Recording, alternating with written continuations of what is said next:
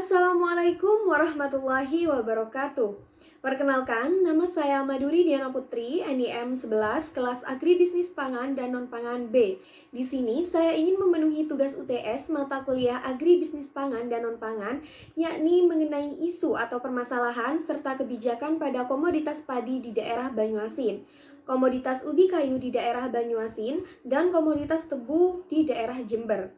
Nah, yang pertama, mari kita bahas mengenai isu atau permasalahan pada komoditas padi di Kabupaten Banyuasin. Nah, yang pertama, ini terdapat menurunnya produktivitas tanaman padi. Nah, selama 20 tahun terakhir ini, produktivitas serta luas panen padi di Kabupaten Banyuasin ini relatif kecil dan cenderung menurun hingga mencapai 0,98%. Nah, isu yang kedua yakni adanya kegiatan alih fungsi lahan yang juga memberikan kerugian yang cukup besar, yakni hilangnya kesejahteraan para petani dalam memenuhi kebutuhan hidupnya. Nah, yang kedua, mari kita bahas mengenai kebijakan komoditas padi di Kabupaten Banyuasin. Dalam hal ini, pemerintah ini melakukan perencanaan pembangunan di Kabupaten Banyuasin yang bertujuan agar terciptanya perubahan usaha tani padi yang lebih baik daripada sebelumnya. Nah, kebijakan yang dilakukan oleh pemerintah ini juga harus menyediakan berbagai alat-alat ataupun sarana produksi serta membentuk lembaga untuk memantau serta mengayomi para petani agar tidak mengalami kerugian yang cukup besar. Nah, yang kedua, mari kita bahas mengenai isu atau permasalahan pada komoditas ubi kayu di Kabupaten Banyuasin, Sumatera Selatan. Nah, salah satu kendala dalam upaya pengembangan ubi kayu di Kabupaten Banyuasin ini adalah masih rendahnya tingkat penggunaan varietas unggul. Nah, kebanyakan petani di sana ini masih menggunakan varietas lokal ataupun varietas unggul lama. Nah, selain itu, dalam jurnal yang saya baca ini juga menyebutkan bahwa kendala dalam pengembangan ubi kayu ini merupakan kendala teknis ataupun non-teknis. Contohnya ini seperti rendahnya penerapan teknologi produksi, fluktuasi produksi dan juga harga, serta kemitraan usaha yang lemah. Nah, yang kedua, mari kita bahas mengenai kebijakan pada komoditas ubi kayu di Kabupaten Banyuasin. Pada tahun 2010 ini, produksi ubi kayu yang ada di Kabupaten Banyuasin ini mencapai 2015 juta ton.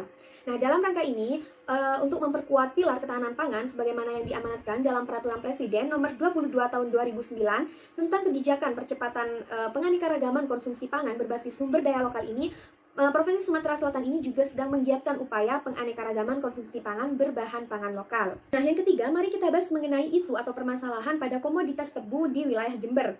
Menurut Basri, pada tahun 2017 ini, masalah yang menyebabkan produktivitas tanaman tebu menurun ini adalah akibat dari semakin berkembangnya organisme pengganggu tanaman. Nah, hama yang sering menyerang tanaman tebu ini di wilayah Jember yakni adalah hama uret. Nah, hama uret ini merupakan hama utama yang dapat sangat merugikan tanaman tebu. Untuk kebijakan pada komoditas tebu di wilayah Jember ini, terdapat peran pemerintah yang juga ikut merespons serta mendukung adanya hubungan kemitraan. Nah, melalui Peraturan Pemerintah Nomor 44 Tahun 1997. Nah, kemitraan yang diatur oleh peraturan tersebut ini adalah saling memperkuat, saling menguntungkan, dan saling menghidupi. Nah, kemitraan yang banyak dilakukan oleh pabrik gula yakni adalah kemitraan antar para petani tebu rakyat dengan kemitraan PG. Mungkin cukup yang dapat saya jelaskan mengenai isu atau permasalahan serta kebijakan pada ketiga komoditas tersebut. Selebihnya saya mohon maaf yang sebesar-besarnya. Terima kasih. Wabillahi taufiq wal hidayah. Assalamualaikum warahmatullahi wabarakatuh.